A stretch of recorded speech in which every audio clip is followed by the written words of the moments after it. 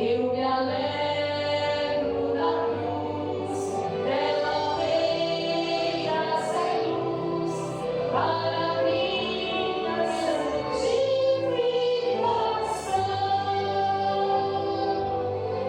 Se eu amo a mensagem da cruz, até morrer eu a vou proclamar. Levarei eu também minha cruz, pré-coroa, coroa, trocar. Eu aqui com Jesus, a vergonha da cruz, quero sempre levar e sofrer. Cristo vem me buscar e com Ele no lar uma parte da glória de crer. Sim, eu amo a mensagem da cruz, é morrer eu a vou proclamar. Levarei eu também minha cruz, pré-coroa, coroa,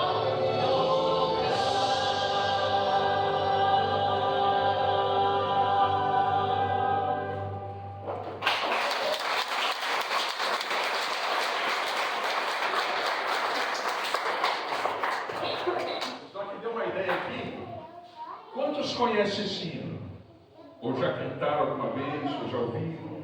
Vamos tentar cantar o refrão? Nós vamos cantar sem o playback, só na capela. Vamos lá?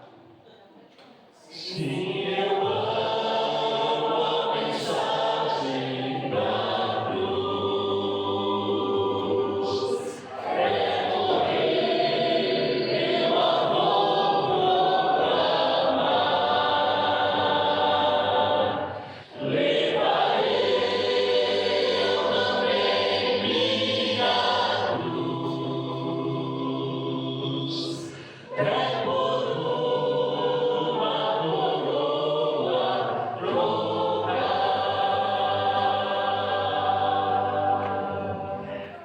Glória a Deus.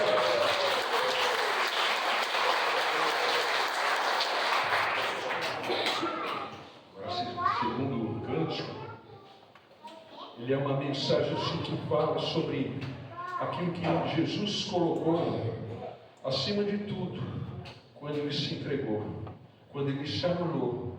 Ele se colocou numa condição de uma flor que foi jogada ao chão e foi pisoteada pelos nossos pecados, pelas nossas iniquidades. Por nossa causa ele fez isso, ele se anulou, oprimiu.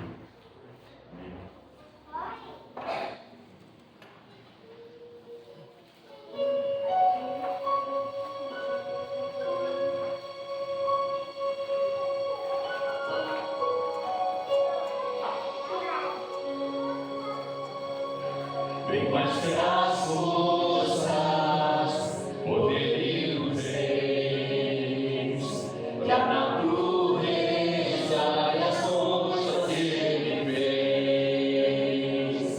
Nossos caminhos, nosso conhecimento, estava aqui antes de tudo começar. Bem mais que o Senhor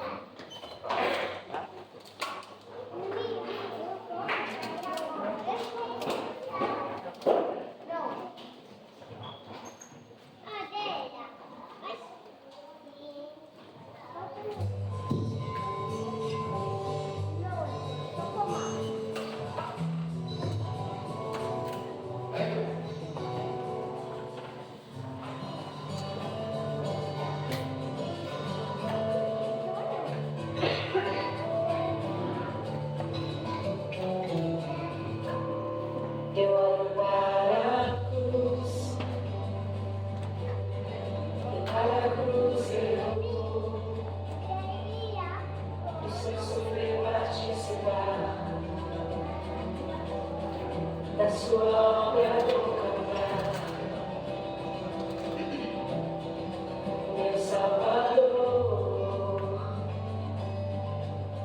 na cruz mostrou o amor do Pai,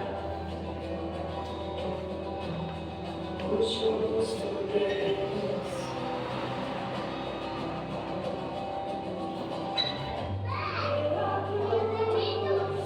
Me chamou, gentilmente, me atraiu e eu, sem palavras, me aproximo, quebrantado por seu amor.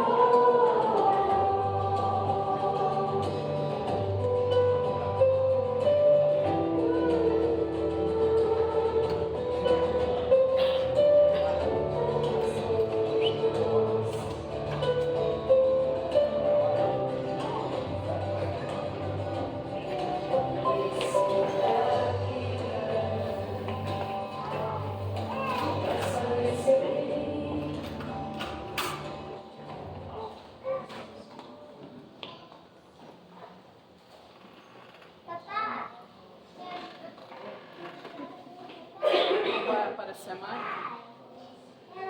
Não posso falar.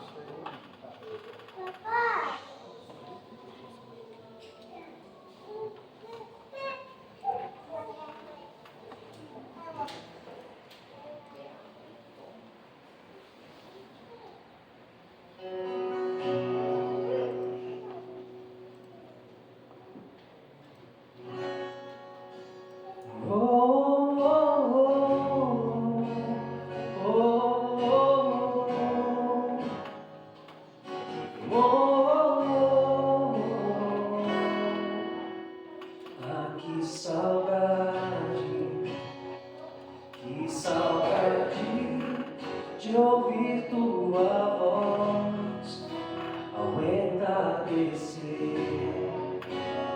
Ah, que vontade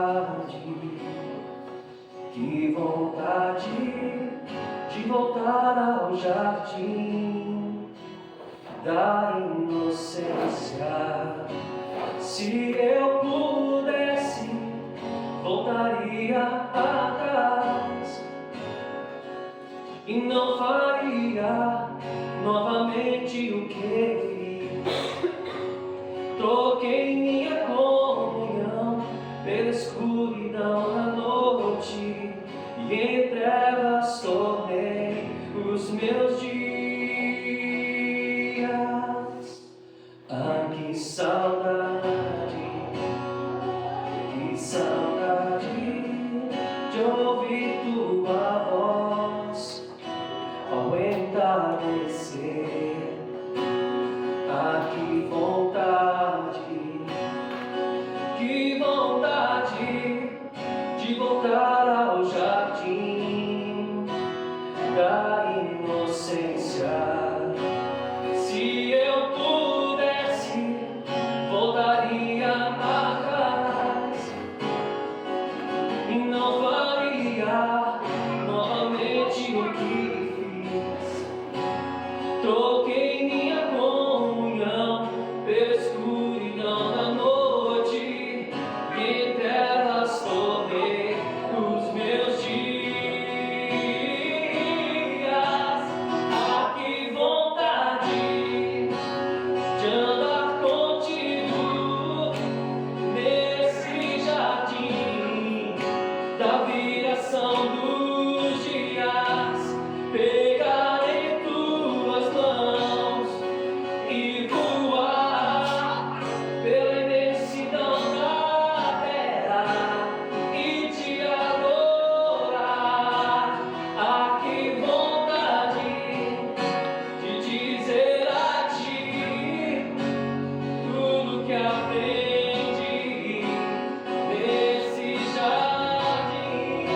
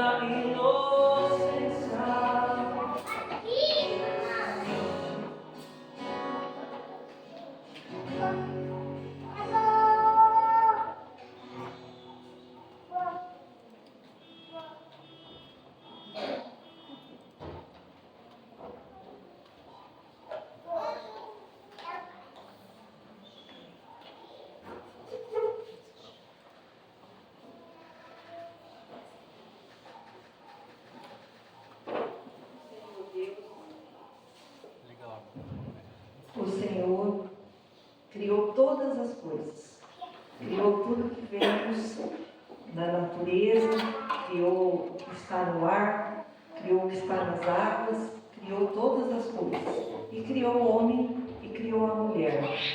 E fez um lindo jardim e os colocou ali. E Deus falou para eles: vocês podem comer de tudo que tem aqui, todas as árvores que tem aqui, mas tem uma árvore que vocês não devem comer dela. Mas eles desobedeceram a Deus. E aí ocorreu aquilo que nós estávamos vendo aqui. Eles foram expulsos do jardim, porque lá havia uma árvore que, se eles comessem dela e ficassem ali, por causa da desobediência que estava no coração deles, se eles permanecessem ali e comessem daquela árvore, o pecado estaria para sempre no coração do homem. E Deus os expulsou daquele jardim. Precisou expulsar, por causa do pecado que agora estava no coração do homem, por causa da desobediência dele. E Deus colocou lá na porta do jardim um anjo com a espada de fogo, para que o homem não voltasse ali, não corresse esse risco. Sabem por quê? Porque Deus havia criado o homem para estar com ele, não para ficar distante dele. Mas quando Deus expulsou o homem ali do jardim, Deus já havia providenciado uma forma de trazer o homem novamente a ele. E na palavra de Deus nós vamos encontrando as profecias daquilo que Deus foi falando, e começou ali, naquele jardim. E Deus disse assim: da tua descendência vai nascer alguém que vai ferir o calcanhar do inimigo. Da descendência da mulher, em Gênesis 3,15, nascerá alguém que vai ferir o calcanhar do inimigo. Deus já estava falando a respeito de Jesus. Naquele lugar ali, naquele momento, Deus já estava provendo, já falando da salvação que ele iria trazer. Depois, um pouquinho para frente, nós vemos lá em Gênesis 12, 1 e 2, Deus chamou Abraão. E chamou Abraão para ele formar um grande povo. E desse povo, Deus traria o seu filho Jesus. E falou para Abraão: de ti farei uma grande nação, e em ti abençoarei todas as famílias da terra. Todas as famílias da terra contempla o tempo todo, de lá até o que Deus tem para nós na frente com a volta de Jesus. Todas as famílias da terra, um tempo sempre presente. Em Abraão, Deus fez esta promessa. Depois, lá em Isaías, nós vamos encontrar lá no capítulo 9, versículo 6, que iria nascer um menino. Um menino nasceria, e seu nome seria Maravilhoso, Conselheiro, Príncipe da Paz, Deus Forte. Ele seria alguém assim, com essas qualidades de Deus, que estaria na vida dele. Deus estava provendo isso. Isaías é do grupo dos chamados profetas maiores. E assim Deus falou. E mais para frente, lá em Miqueias, que é chamado dentro do grupo dos profetas menores, Deus disse lá em Miqueias, no capítulo 5, no versículo 2: e de ti, Belém Efrata, haverá uma vila tão pequenina, e ali haverá o nascimento de alguém que governará o mundo. E aquilo que ele fizer é de até a eternidade. Toda a promessa de Deus estava ali, no Velho Testamento, falando a respeito de alguém que nasceria. E lá em Belém foi cumprida a promessa de Deus.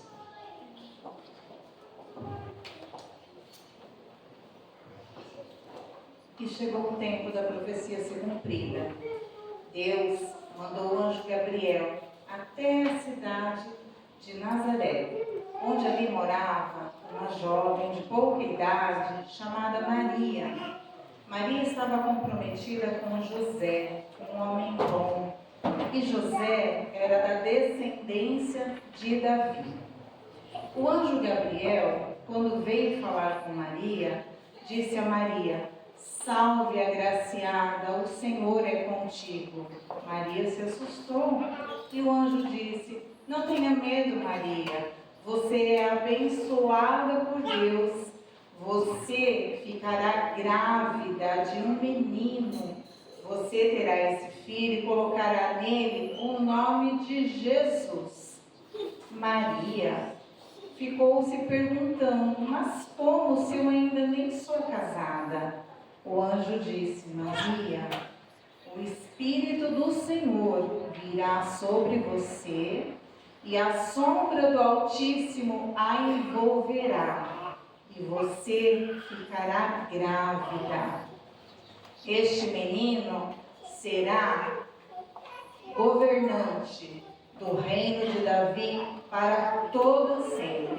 O reinado dele não terá fim e ele será chamado Filho de Deus, porque do Senhor você ficou grávida, do poder do Espírito Santo. Maria disse, eis aqui a serva do Senhor, que se cumpra em mim a tua vontade, Pai.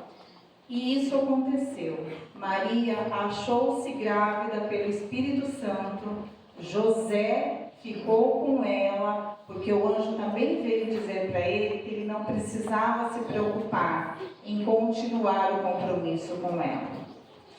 Chegou um tempo que José precisou ir até a cidade de Belém para que ele se alistasse, ele e todas as pessoas de Belém que moravam em outras cidades. Ele levou Maria com ele. A viagem foi longa, cansativa. Quando eles chegaram a Belém, não havia lugar para eles, porque as hospedarias estavam cheias, porque muitas pessoas foram até Belém. E um homem disse para eles, olha, eu tenho um lugar na estrebaria. Eu sei que não é um lugar adequado, mas vocês podem passar a noite ali. José aceitou, porque afinal Maria estava cansada, grávida, há pouco, prestes a dar à luz. E naquela noite, Maria teve o seu filho.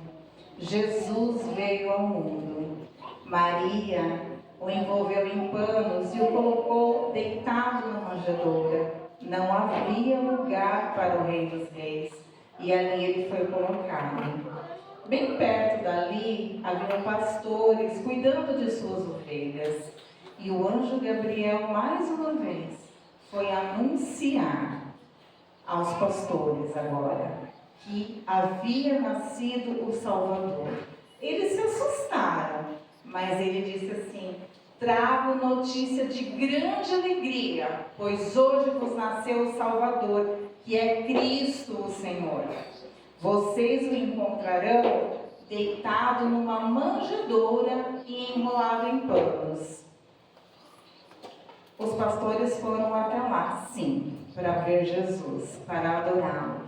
Mas antes disso, uma multidão de seres celestiais apareceu e cantavam glória a Deus nas maiores alturas e paz na terra aos que Ele quer bem. Jesus nasceu. Jesus estava com seu pai aqui da terra e com sua mãe, José e Maria. Jesus estava nessa família para ser cuidado, porque Deus cuidava e guiava José e Maria. E Jesus então cresceu, não só em estatura, mas ele crescia em sabedoria diante do Senhor.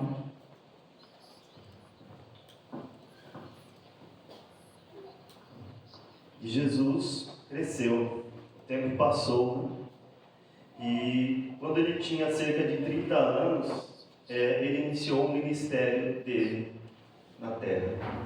Nesse tempo, o primo de Jesus, vocês conhecem, João Batista, o primo de Jesus pregava no deserto. Ele pregava o arrependimento das pessoas, a conversão das pessoas, o arrependimento dos seus pecados. E nesse tempo também João Batista batizava as pessoas no Rio Jordão. E ao chegar aos 30 anos, Jesus se dirigiu a João Batista para ser batizado. João, já sabendo de quem era Jesus, se espantou e falou, não, não, mestre, eu não posso ser batizado, não sou digno. Mas Jesus insistiu e ele foi batizado, porque era necessário que se cumprisse toda a justiça. Nesse momento, uma pomba do céu, como desceu do céu, era o Espírito Santo descendo sobre Jesus. E uma voz do alto também, que é a voz do Pai, dizendo: este é meu Filho amado, em quem eu me alegro e me comprazo. Portanto, Jesus foi batizado. Logo após o batismo de Jesus, o próprio Espírito Santo o levou para o deserto. Para quê? Para ele ser tentado pelo diabo. O diabo tinha um desejo ali, uma missão de tentar Jesus. E Jesus jejuou no deserto por 40 dias e 40 noites. Ao findar desse tempo, ele teve fome, né? E nesse momento o diabo se aproveitou e se aproximou de Jesus para lhe oferecer coisas. Jesus, transforma essas pedras em pão, se tu és poderoso, tu és filho de Deus. Jesus disse: não só de pão vive o homem. Novamente o diabo tentou Jesus. Dessa vez ele levou Jesus para o alto do pináculo, para o alto do templo, e mostrou ali, e desafiou Jesus: se tu és filho de Deus, pode pular daqui. Os anjos, está escrito, usando a palavra. Vejam como a astúcia do diabo. Ele usou a palavra para tentar Jesus. Se tu és filho de Deus, pula daqui. Os anjos, está escrito, os anjos vão te salvar. Mas Jesus disse, também está escrito: não tentarás o teu Deus, não colocará o teu Deus à prova. E finalmente a terceira tentação, o diabo leva Jesus para um alto monte e mostra as nações da terra. Diz: eu tenho poder sobre essas nações. Se você, Jesus, se prostrar e me adorar, eu te dou todas essas nações. Novamente Jesus vence a tentação dizendo: não, somente o Senhor Deus se prostrarás e adorarás. Nesse momento o diabo se retirou, foi colocado para trás, se afastou de Jesus e os anjos vieram servir. Então, a partir daí, iniciou-se o ministério de Jesus. Ele começou o seu ministério.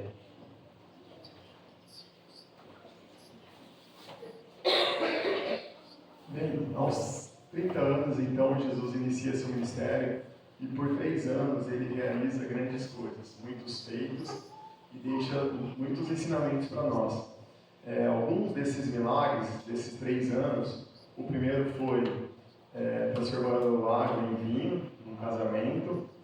Ele curou o cego de Bartimeu, a mulher de fluxo de sangue, a sogra de Pedro e outros milagres também. Deus acalmou tempestades, expulsou demônios e libertou cativos. E chegado o tempo, Jesus pediu para que seus discípulos preparassem a Páscoa. Era a última Páscoa, um dos seus últimos ensinamentos aos discípulos e ensinamentos para nós também até hoje. E nesse tempo da Páscoa, que era algo já comemorado no Velho Testamento, que significava a libertação do povo que era cativo no Egito, também significa algo da memória de Jesus por nós, né? Então, discorrendo nesse texto, desse momento da Páscoa, Jesus também nos ensina a importância do servir. Ele lava os pés dos seus discípulos. Muitos estranham, né, essa atitude do Mestre, do Senhor ali, se colocando numa posição de servo, né, de lavar os seus pés.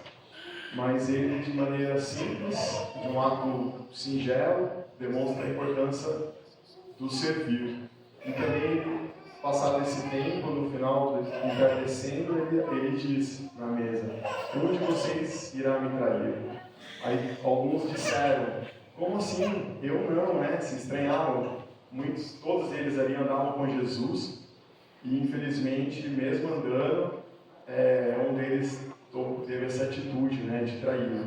E Jesus continuou o seu ensinamento, apesar de saber que haveria um traidor ali naquela mesa.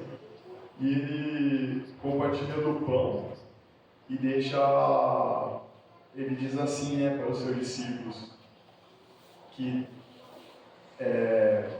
partiu o pão, os seus discípulos dizendo: tomam e comam, isto é o meu corpo. Em seguida ele tomou o cálice, deu graça e ofereceu aos discípulos, dizendo: Bebam dele, todos vocês. Isto é o meu sangue da aliança, que é derramado em favor de muitos. Então, feito isso, Jesus seguiu para o Getsemane.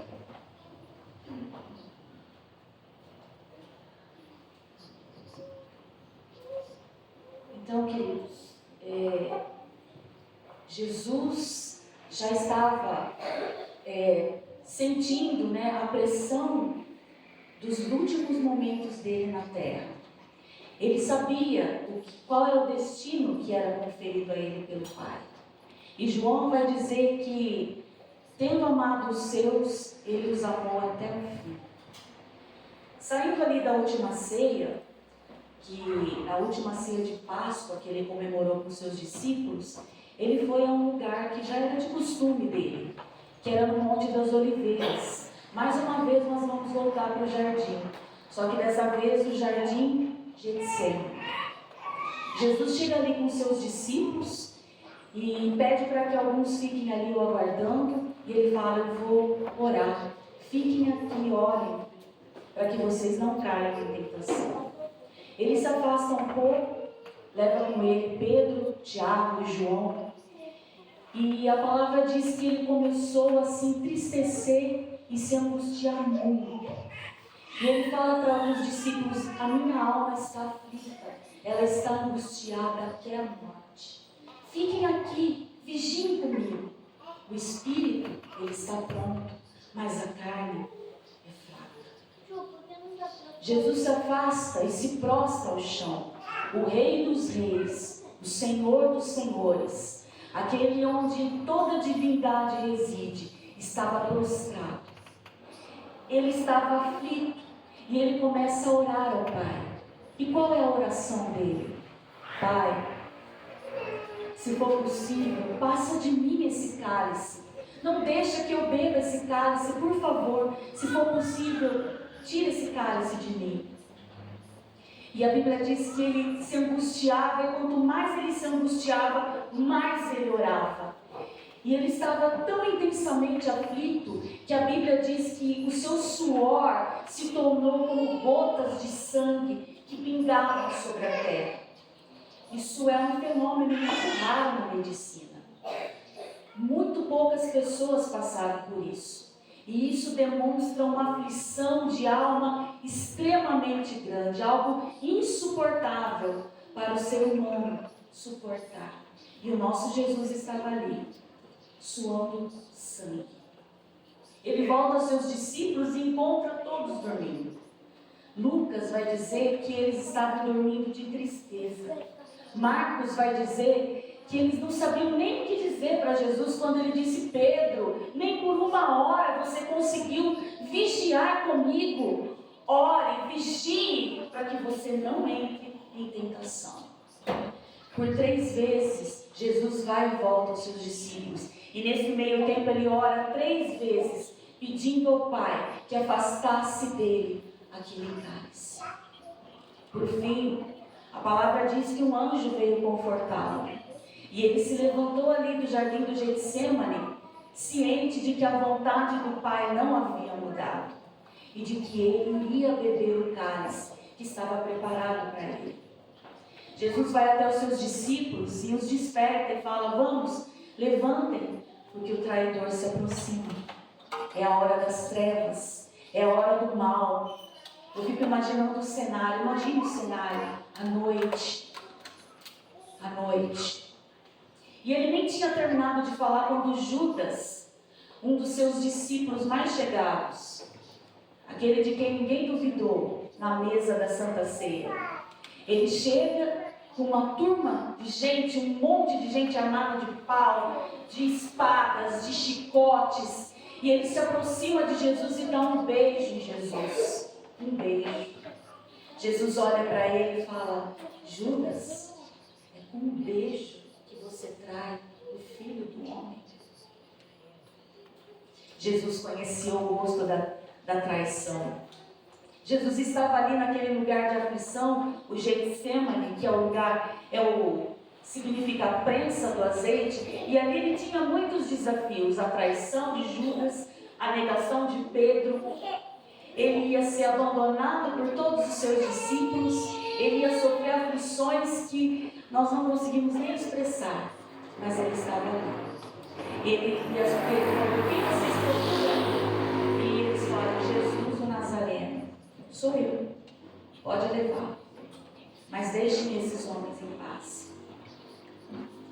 A Bíblia diz que quando Jesus se entrega, eles logo o agarram, Jesus e o amarram. E todos os seus discípulos fugiram de medo. Ele ficou sozinho. Jesus então é levado para ser julgado naquela mesma madrugada, naquela mesma noite. Ele é levado para ser julgado pelo Sinédrio, que é o tribunal dos judeus, um tribunal que nós podemos dizer que é religioso.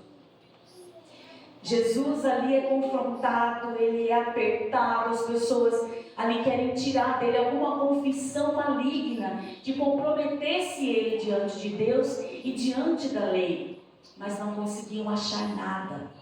Anás e Caifás estavam ali tentando de tudo para acusar Jesus de alguma maldade, mas não havia maldade alguma nele.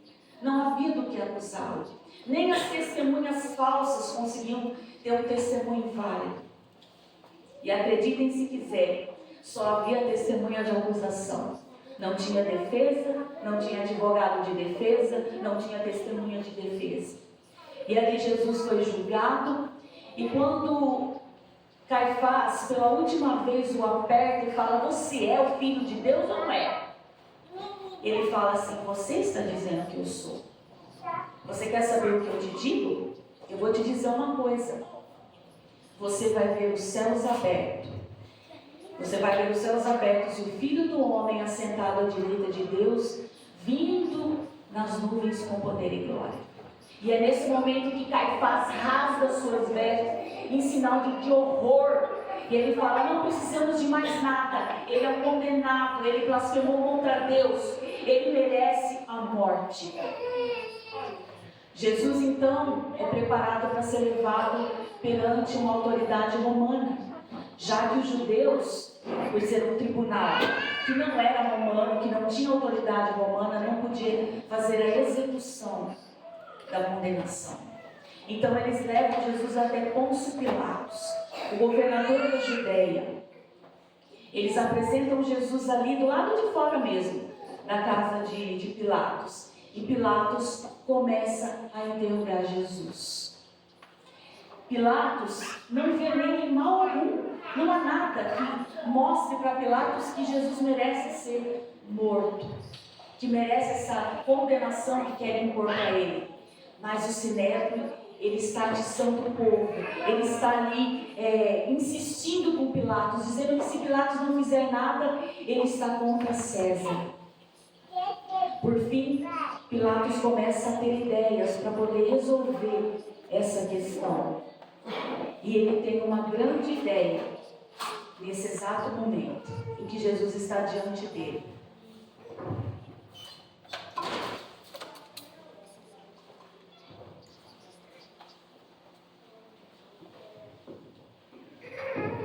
Então Jesus é levado diante do governador romano que estava ali governando a região, Pôncio Pilatos, e o que nós entendemos na Escritura, o que a Escritura nos diz é que aparentemente Pôncio Pilatos não estava a fim de crucificar Jesus. Pôncio Pilatos não estava querendo executar Jesus. A própria esposa de Pôncio Pilatos, ela tem um sonho e ela avisa o seu marido e fala: olha, é melhor não mexer com esse inocente. Mas a multidão ali da Judéia, a multidão de Israel que estava sendo fomentada pelos sacerdotes, eles queriam a execução de Jesus. E Pôncio Pilatos, não querendo tomar essa decisão, ele pergunta ao povo: vocês querem condenar esse homem, Jesus, ou vocês querem condenar Barrabás? Barrabás era um conhecido bandido ali da população, ali do estado de Israel, e para você ver como que esses últimos episódios da história de Jesus, antes da crucificação, eles são terríveis. Eles compararam o Cordeiro de Deus, o Filho de Deus, com um bandido. Eles colocaram o Filho de Deus ao lado de um bandido e falaram que eles são a mesma coisa. Isso é terrível.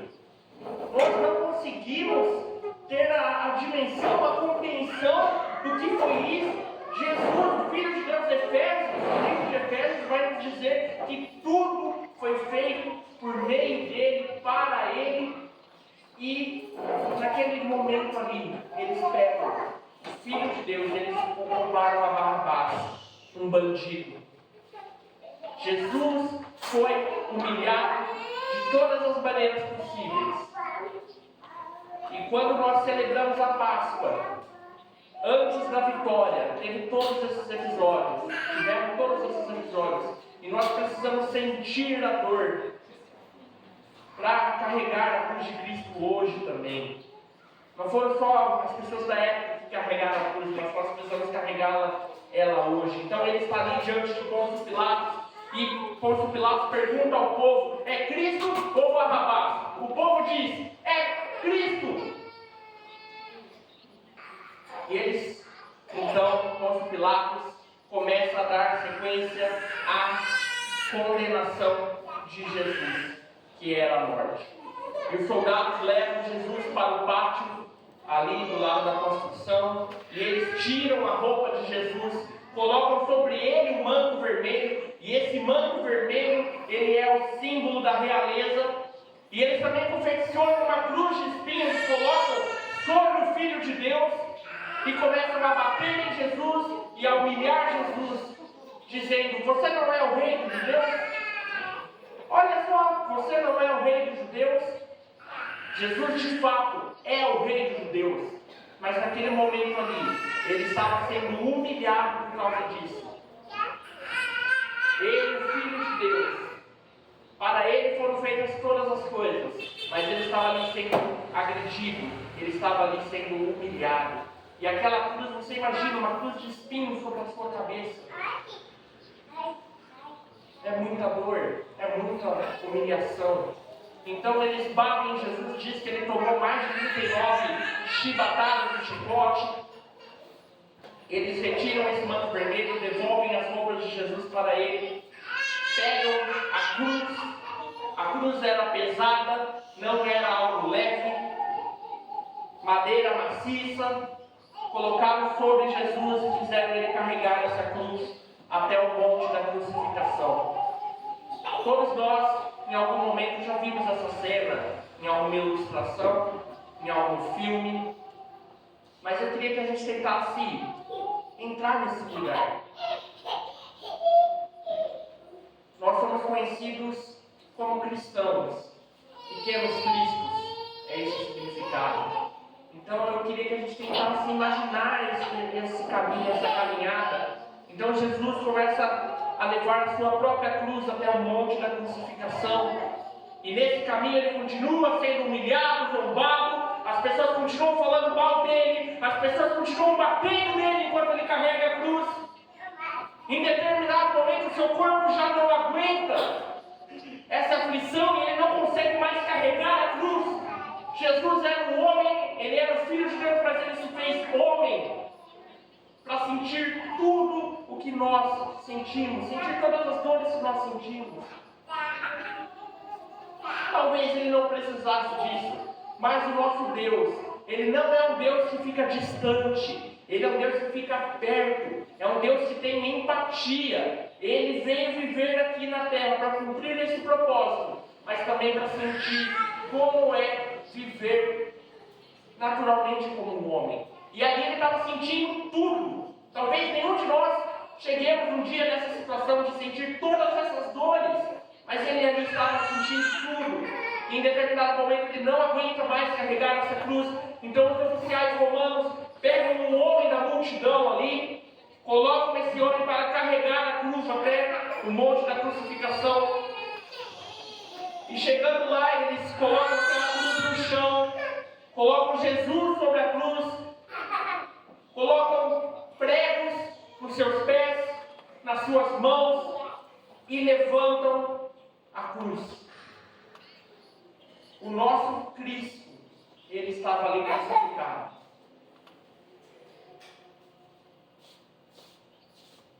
Talvez o momento mais sombrio da história da Terra.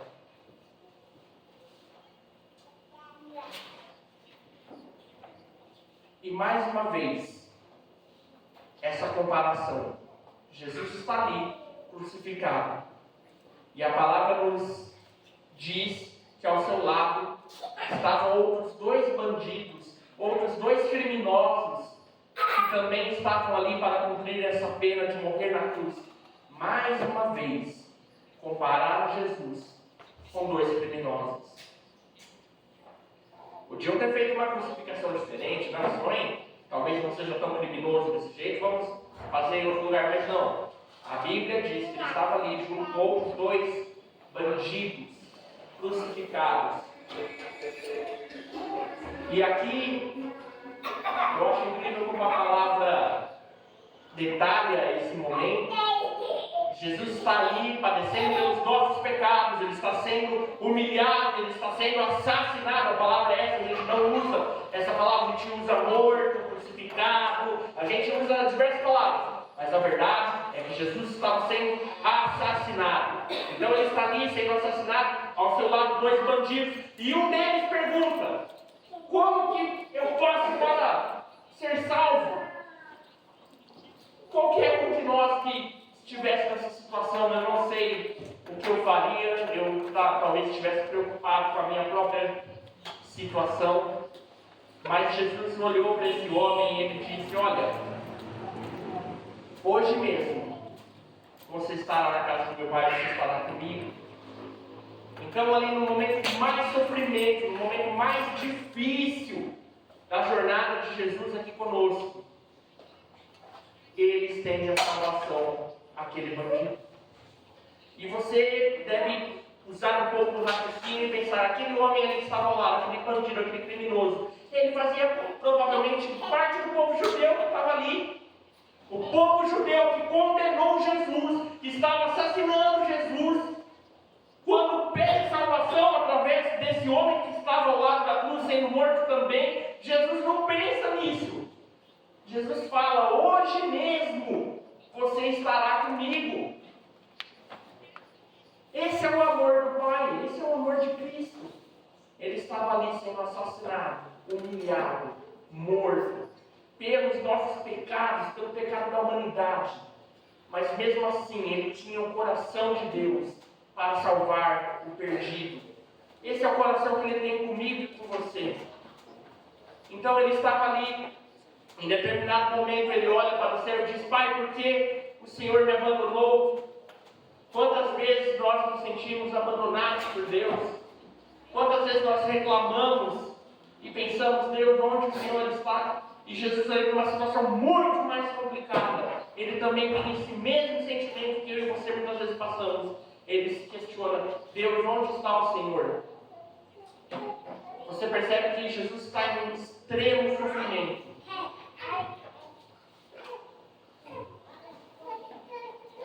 É importante que nós tenhamos essa reflexão, é importante que nós nos lembremos dessa história, é importante que nós tentemos sentir um pouco da dor de Jesus, porque isso tem a ver com a história da salvação, da redenção do homem, da sua redenção, da minha redenção. E ele olha para os céus e diz: Pai, o Senhor me abandonou. E aquele sofrimento da cruz, ele se estende por mais algum tempo. A palavra diz que às 3 horas da tarde, Jesus, já não aguentando, já tendo durante horas apanhado desde a noite anterior, um caminho muito complicado até chegar ali ao momento da crucificação, e Jesus com dor, sofrendo, cumprindo o seu propósito, ele olha aos céus mais uma vez e diz: Pai, em tuas mãos eu entrego o meu espírito. Só que a palavra diz que nesse momento em Jerusalém acontece algo tremendo. Eu tenho para mim, isso aqui é o raciocínio meu, que foi o momento mais poderoso que a terra viveu. porque diz que Jesus entrega o seu Espírito ao Pai, e eram 3 horas da tarde, mais ou menos, mas diz que Jerusalém, a terra de Israel, é coberta por uma escuridão, tremenda escuridão. Diz que o véu que separava o santo lugar do santíssimo lugar do templo, vocês conhecem a história, ninguém podia entrar naquele lugar, aquele véu era rasgado de cima a baixo, dizendo que não há mais separação entre eu e Deus, entre você e Deus, entre a humanidade e Deus. O corpo de Cristo foi partido na cruz, para que eu e você tivéssemos acesso direto a Deus. Pelo sofrimento de Jesus, eu e você entramos hoje diante do Pai, podemos ter acesso a Deus. Glória a Deus! Diz que mais 2 coisas acontecem em Israel: um poderoso terremoto assola Jerusalém, e mais ainda, diz que vários santos que outrora morreram, ressuscitaram naquele dia. Às vezes a gente passa muito rápido por esse texto, mas diz que pessoas ressuscitaram, porque o poder da salvação, o poder da morte de Jesus foi tão grande que aqueles que morreram em Cristo, mesmo antes de Ele vir, foram tocados em suas sepulturas e ressuscitaram. Que grandeza! E diz que essas pessoas que ressuscitaram entraram em Jerusalém, e então todos os oficiais romanos olharam e pensaram e falaram: de fato, esse era o Filho de Deus. Aleluia.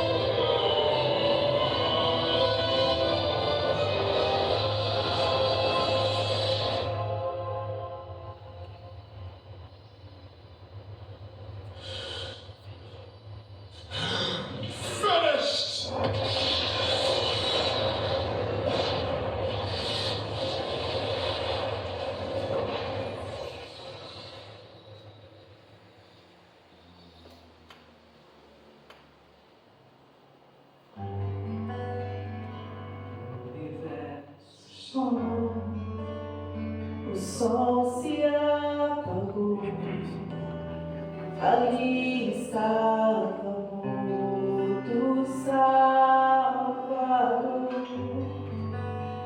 seu corpo lá na cruz, seu sangue derramou, o peso do pecado ele levou.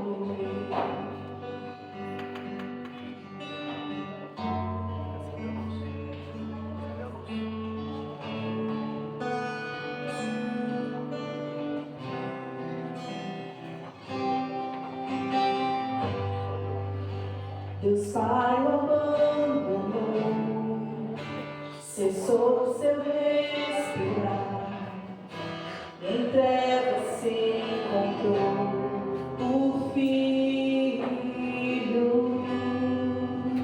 A guerra começou, a morte ele enfrentou, todo o poder das trevas vencido.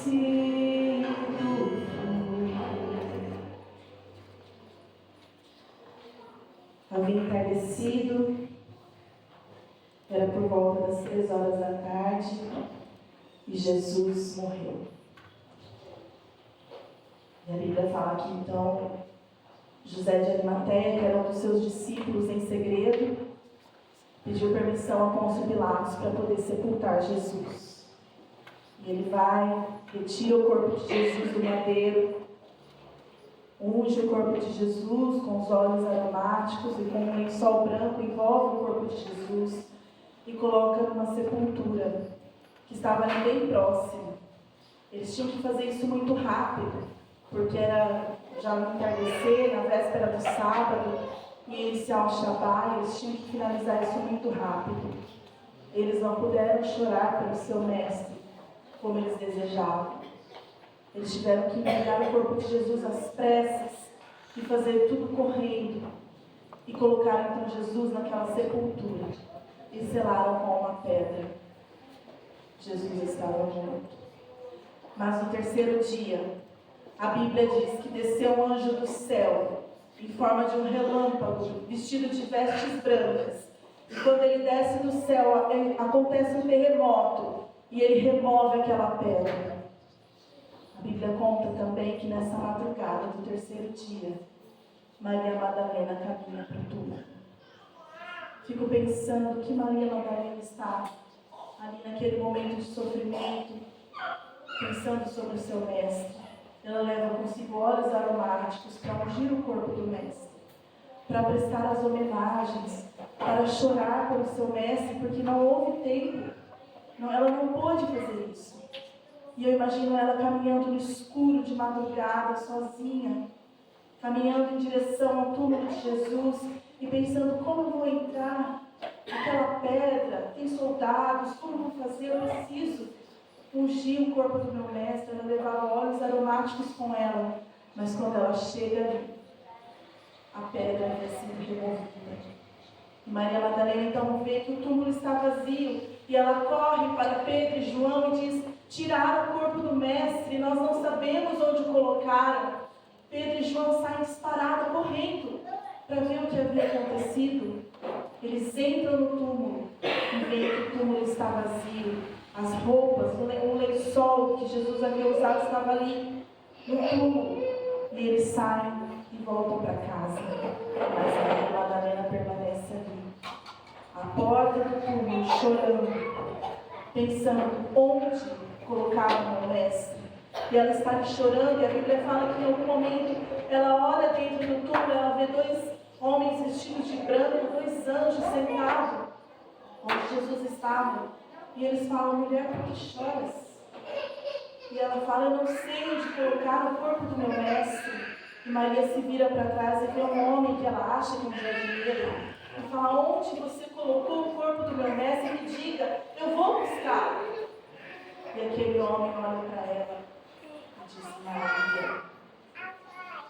Ela reconhece imediatamente a voz do seu mestre, aquela voz que a libertou de 7 demônios, Aquela voz que havia transformado a sua vida. E Maria então se prostra aos pés de Jesus e diz: Rabone, reconhecendo que aquele era o seu mestre.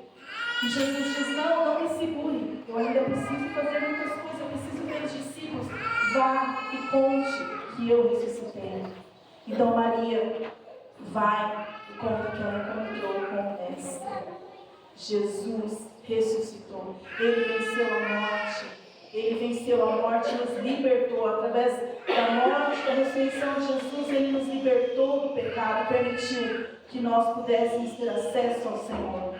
Eu acho lindo que na última Páscoa Jesus faz a sua oração sacerdotal e ele ora pelos discípulos para que o Senhor os proteja, mas ele não ora só pelos discípulos, ele ora por nós também. Ele fala: eu não peço só por estes, mas eu peço por aqueles que ainda crerão em mim. Então Jesus orou por mim e por você. E ele orou: não peço que os tire do mundo, mas que os livre do mal. Jesus orou por nós. Jesus deu a sua vida por nós. Foi por mim, foi por você. Jesus pagou o preço por nós.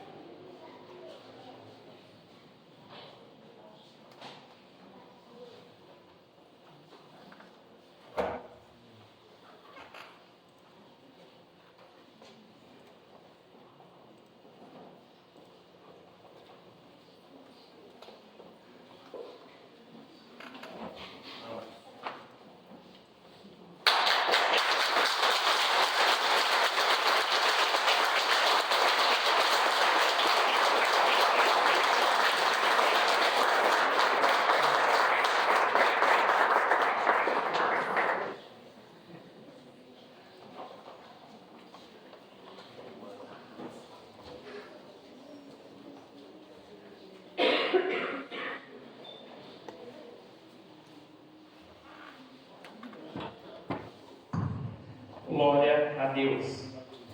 Foi por você, foi por mim, foi por essas crianças lindas aqui e também foi por aqueles que ainda não conhecem Jesus.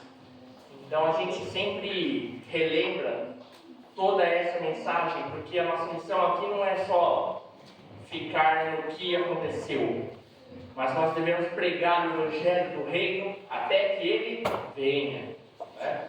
E durante o tempo que a gente estava ensaiando para esse dia aqui, preparando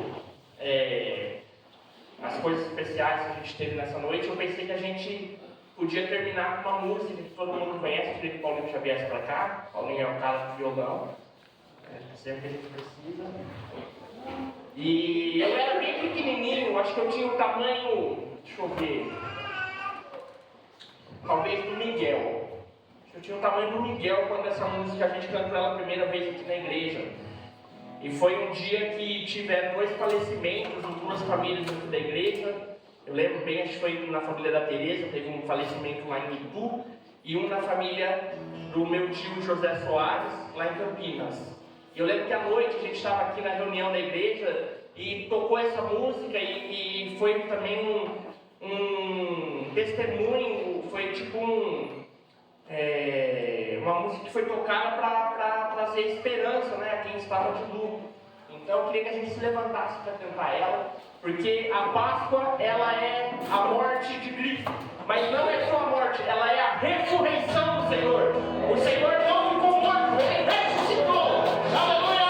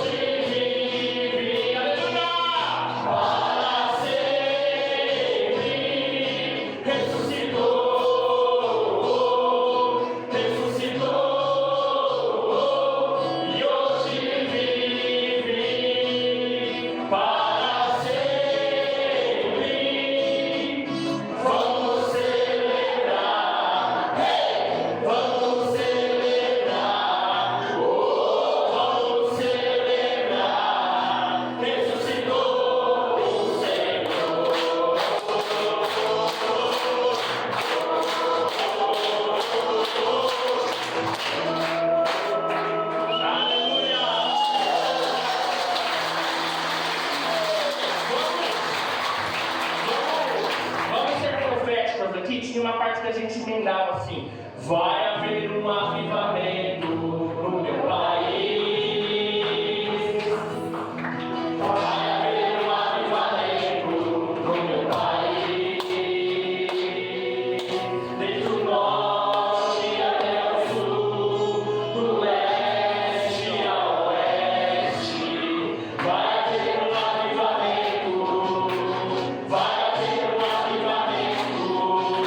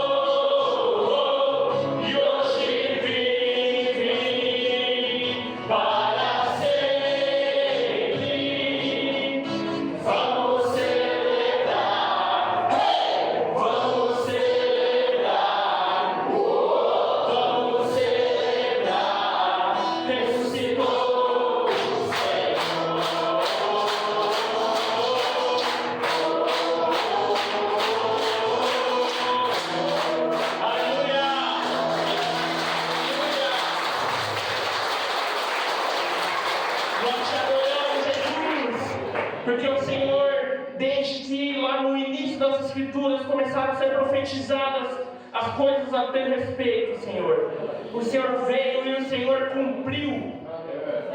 A palavra diz que o Senhor passou por momentos de dúvida, por momentos de sofrimento, mas o Senhor foi até o fim e cumpriu, porque o Senhor ama cada um de nós, Senhor.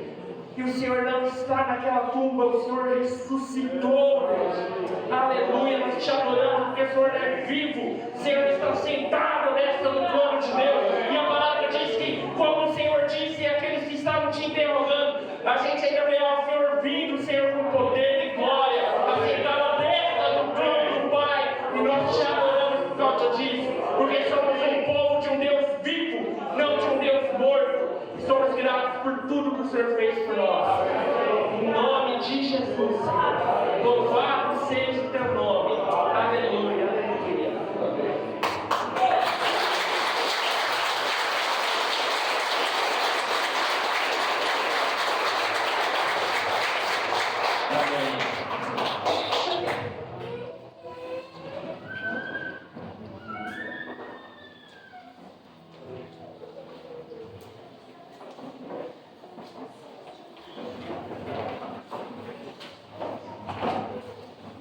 Amém. Muito bom. Podemos nos assentar só um segundinho. Eu fiquei pensando que Ele nos deu vida. Amém? Ele nos deu vida por esta obra. Porque diz que pelas suas chagas nós somos sarados. Amém? E é por isso que nós estamos aqui. Porque o Senhor sarou as nossas vidas. O Senhor nos tem curado das nossas enfermidades, das nossas doenças. E o Senhor continua curando e sarando as nossas enfermidades. Porque Ele ressuscitou. Porque Ele não ficou na sepultura, mas Ele ressuscitou. E Ele está entre nós. Essa é a diferença. E nós temos que entender e crer que o Senhor está no nosso meio. Essa é a diferença.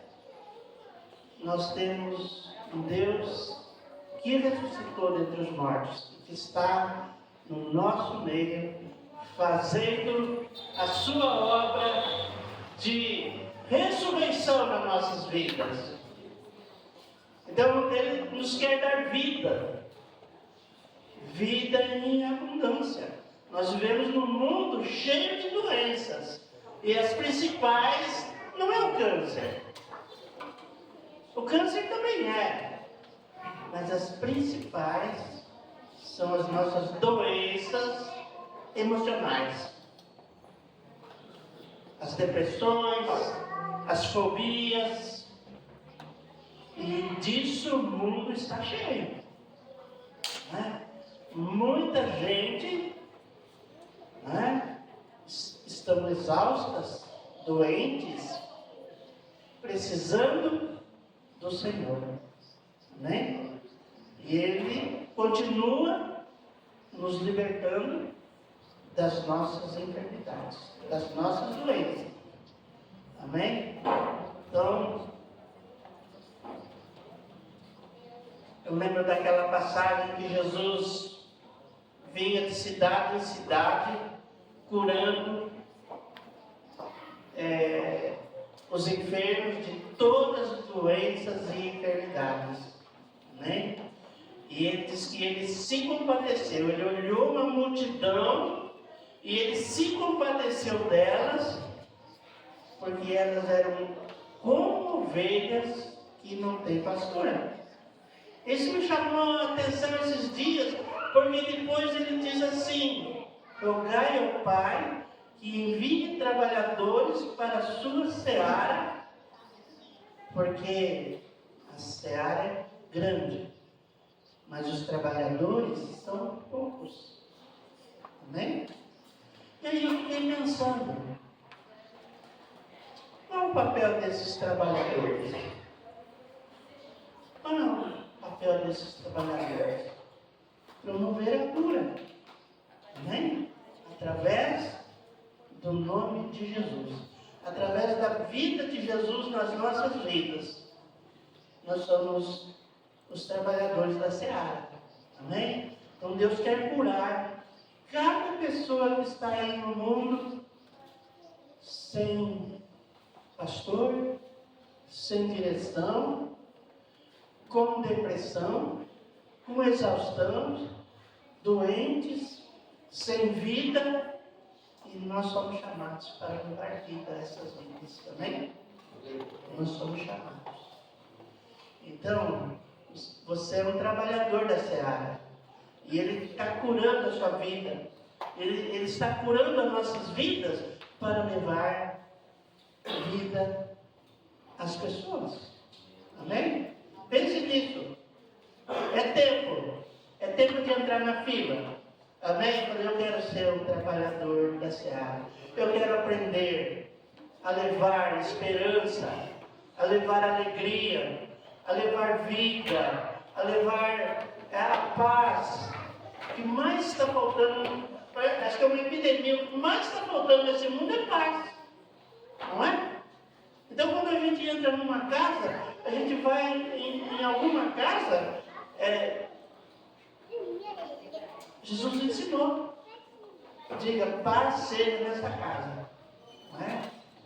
Então, o Senhor nos enche de paz no coração, nos enche de vida, nos enche de esperança. Nós superamos nele as adversidades da vida aqui. Nós superamos no Senhor. Porque a Bíblia diz que no Senhor nós somos mais do que vencedores. Amém?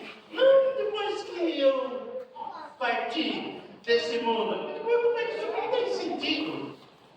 Mas neste mundo, nesta vida, eu era totalmente doente antes de conhecer o Senhor. Era por aqui, por ali.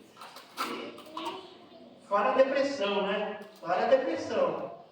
Mas o Senhor veio na minha vida para me dar vida. E eu lembro que quando conheci o Senhor, dentro do meu quarto, eu atinei com Isaías 53. Foi nessa passagem que eu entendi o Evangelho. Amém?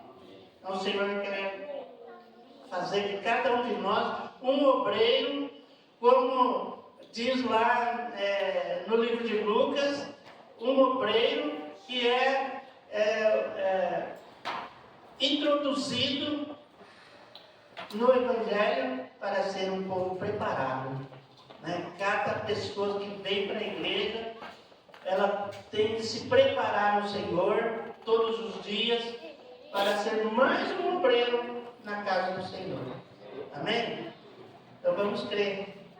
Né? Não um coelhinho. O chocolate é só para comer. Esse coelhinho. Mas o Senhor, a morte do Senhor. Amém? Vamos agradecer ao Senhor?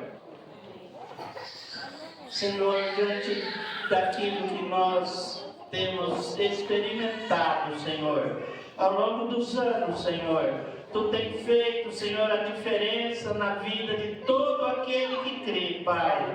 E nós queremos, Senhor, continuar, Senhor, a levar a Tua palavra de libertação. Queremos anunciar, Pai, que no Senhor há esperança, no Senhor Jesus há vida, no Senhor Jesus nós somos libertados dos nossos próprios pecados, Senhor. No Senhor nós temos a esperança, no Senhor nós temos a ressurreição que vem por meio do Teu Espírito Santo, que nos levanta cada dia com alegria, com propósito de vida. O Senhor vem sobre nós e nos dá força no Espírito Santo, e o Senhor nos enche dos frutos do Espírito Santo. Esta obra é viva a cada dia nas nossas vidas, Pai. E nós queremos agradecer, Senhor, porque o Senhor nos alcançou. Nós estávamos estávamos mortos,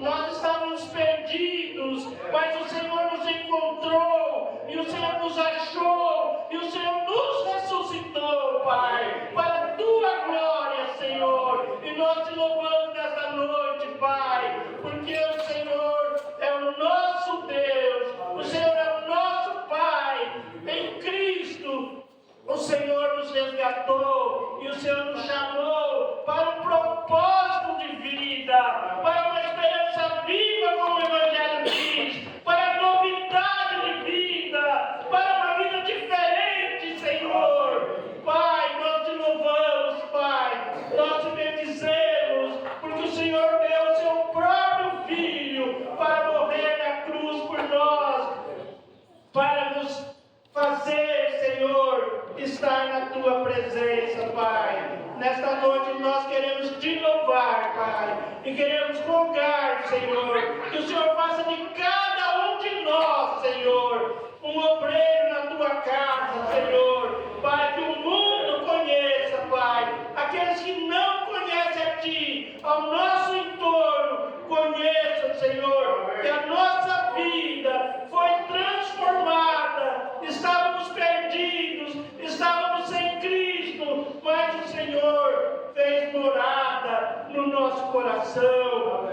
Nós queremos levar esta palavra de esperança, Senhor, em Cristo, para todos aqueles que estão no nosso entorno, Pai. E nesta noite nós lembramos, Senhor, nos lembramos da Tua morte, nos lembramos do Teu amor, Senhor, da Tua graça, do Teu favor, do Teu cuidado a respeito das nossas vidas, Pai. E nós te louvamos por tudo que o Senhor tem feito nas nossas vidas e que o Senhor vai fazer ainda por meio da Tua igreja, em nome de Jesus. Abençoa esta igreja, Pai, abençoa cada um, Senhor, enche de vida, Senhor, enche de alegria, enche de disposição, enche de esperança, Senhor, Pai, dá poder, dá, Senhor, ó Deus, a qualificação em Cristo, Pai. Não nos deixa, Senhor, fugir do propósito, nem do chamado, nem,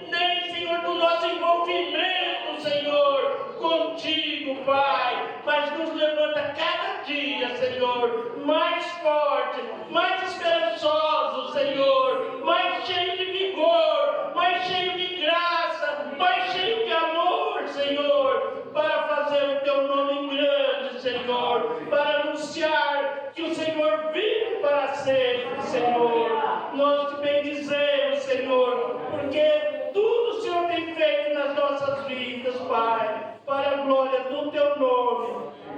Abençoa as criancinhas, Senhor, abençoa os idosos, Senhor, abençoa cada casa, Senhor, cada família, Senhor, cada jovem, Senhor, para que todos, Senhor, sejam, Senhor, para a Tua glória e honra e louvor, Pai. Em nome de Jesus nós te exaltamos, Senhor. Amém, Senhor. Amém. Amém. Deus abençoe os irmãos. Amém.